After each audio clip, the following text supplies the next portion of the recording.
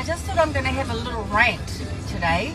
I'm wondering when this hate speech law really is going to be crossing the line, because so many people cross the line, and I'm building up a little case of all the wannabes, nobodies, somebodies that keep using my husband's name to start their meetings because they're so insecure they can't just get up and start it. They've got to use somebody else to platform themselves up to recognition.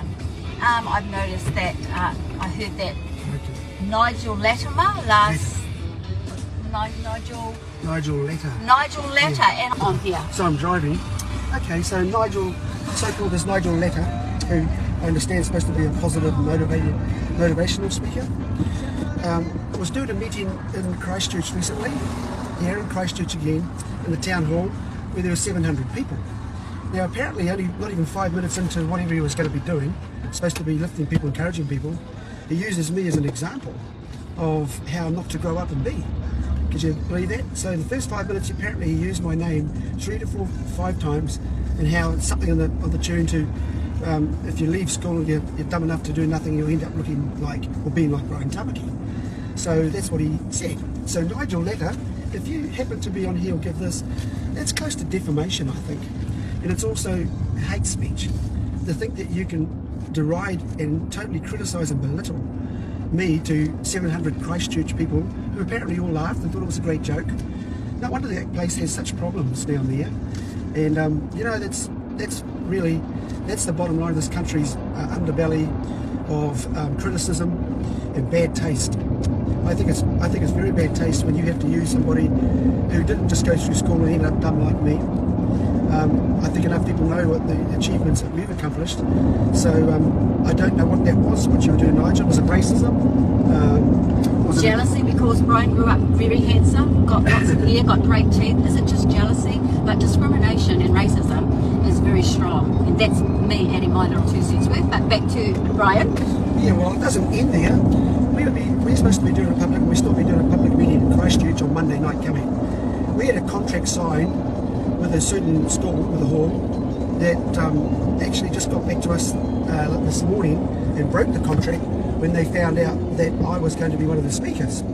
And Destiny, and of course from Destiny Church. So what happened was we got a cancellation late at this time because that I was going to be there. Now remember this, not so long ago, the same people who hired this place in Christchurch again actually hired into another political party for their meetings, no problems. If it was the church that was a problem, they have a church every Sunday morning and evening in the same hall that we were going to rent, or the organisation was going to rent, not me. So now we have a double header here. We have it again, that this discriminatory nature of people in Christchurch and racism and actually hate speech, that's what it is quite rife.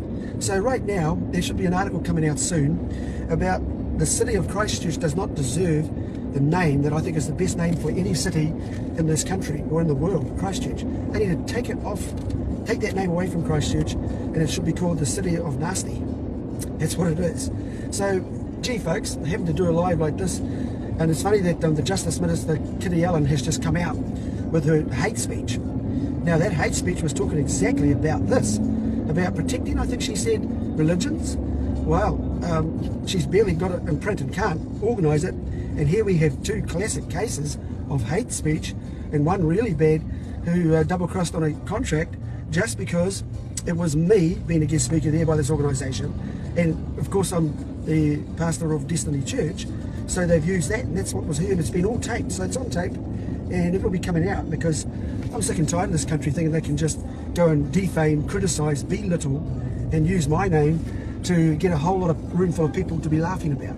So that's my little rant for the day, but it is a very serious one. He joined in on my rant, because when I saw it and read what was said, I was like, that is just, I can't wait for the hate speech law to come in, because I've got a folder full of names. Now, people might say we discriminate, we talk about issues, we talk from the Word of God, which you might not like, which, hey, that's understandable, it's your choice. But to actually attack a person on a regular basis publicly, hey, in your little road shows, which is what Nigel had, a little road show, 700 people. little man syndrome, obviously.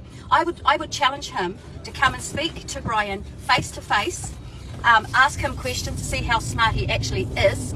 The amount of people that we genuinely have that we care for and care for us is pretty appalling. So for me, I just think this rant today needed to be said, needed to be done, and watch out for the article, share. But maybe if any of you know Nigel, maybe send him an email, send him a message of his cowardice. He should go into being a comedian instead of what he thinks he is. He is not a motivational, encouraging speaker.